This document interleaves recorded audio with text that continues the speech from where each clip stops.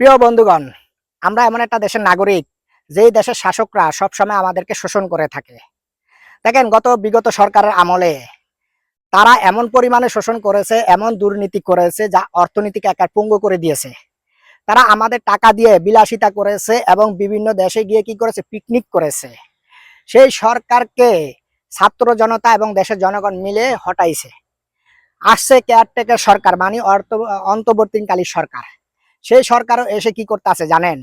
আমাদের টাকা দিয়ে কি করতে আছে, তারা পিকনিক করতে আছে। যেমন বাংলাদেশে খাল খনন করতে হবে, এই খাল খননের জন্য ট্রেডিং দিতে গিয়েছে ইউরোপে। বুঝছেন কি করতে গেছে? খাল খনন করবে, খাল খননের প্রয়োজন আছে দেশের জনগণের উন্নয়নের জন্য। হ্যাঁ, দেশের উন্নয়নের জন্য খাল খনন করতে হবে। সেই খাল খনন করতে গিয়ে হ্যাঁ আপনার কি করতে আছে, এই ইউরোপ কান্ট্রিতে যাইতে হইতে আছে ট্রেডিং দেওয়ার জন্য। যেমন বিগত সরকারের আমলে দেখছি খিচুড়ি পাক করা শিকার জন্য 70 থেকে 80 জন তারা কি করতে আছে, কোটি কোটি টাকা খরচ কইরা বিদেশে যাচ্ছে খিচুড়ি পাকান শিকার জন্য। আচ্ছা, বাংলাদেশের মানুষ কি খিচুড়ি পাকাইতে পারে না? বাংলাদেশের জনগণ কি খিচুড়ি সম্পর্কে কিছু বোঝে না? তারা করেছে এই কাজ। এখন বাংলাদেশ হইলো নদী প্রধান দেশ, এই দেশে খাল খনন করতে হবে, তাও এটার জন্য ট্রেডিং দিতে যাইতে হবে কই, এই নেদারল্যান্ড, ইউরোপের কান্ট্রিতে। এই যে আমাদের ট্যাক্স এবং ব্যাডের টাকা দিয়ে, আমাদের টাকা দিয়ে তারা কি করতে আসছে, পিকনিক করতে আসে।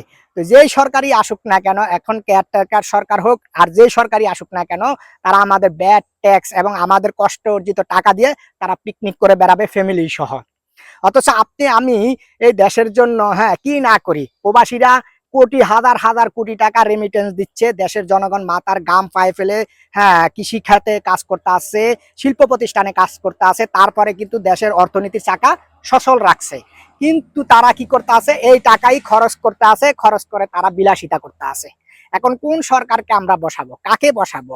কেয়ারটেকার সরকার যখন, অন্তর্বর্তীকালীন সরকার যখন এসেছে, তখন কিন্তু আমরা কি করেছি, ভাবছিলাম যে এখন বুঝি আমাদের উপর থেকে শোষণটা একটু কমে যাবে এবং শোষণ থাকবে না, দেশের উন্নয়ন হবে, সবকিছুর দাম কমে যাবে, সাধারণ জনগণের নাগালের ভিতরে চলে আসবে।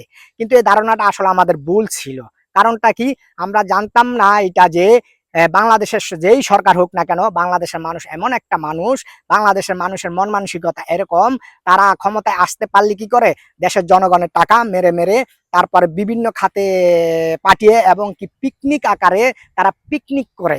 এই হলো কি দেশের সরকারের কাজ। তা আমরা কি করব, আমরা সাধারণ জনগণ কি করবো? আমরা সাধারণ জনগণের ভাগ্যের চাকা কোনো সময় খুলবে না, এবং সাধারণ জনগণ যেভাবে না খেয়ে থাকে ঠিক সেভাবেই না খেয়ে থাকবে। সাধারণ জনগণ যেভাবে কষ্ট দুর্ভোগ পোয়াইতে আছে, ঠিক কষ্ট দুর্ভোগ পোয়াইতে হবে। এই হলো আমাদের দেশের সরকারের অবস্থা। আমরা বলবো, শোনেন, খাল খনন করতে ওই বিদেশ যাওয়া লাগে না, ওইটা ট্রেডিং নিতে বিদেশ যাওয়া লাগে না, সাধারণ কৃষক ঘরে লাগিয়ে দেন, সাধারণ জনগণকে লাগিয়ে দেন, ওনারা খাল রাতারাতি কেটে দিবে। এটার জন্য ওই ট্রেডিং দিতে ইয়ার যাওয়া লাগবে না।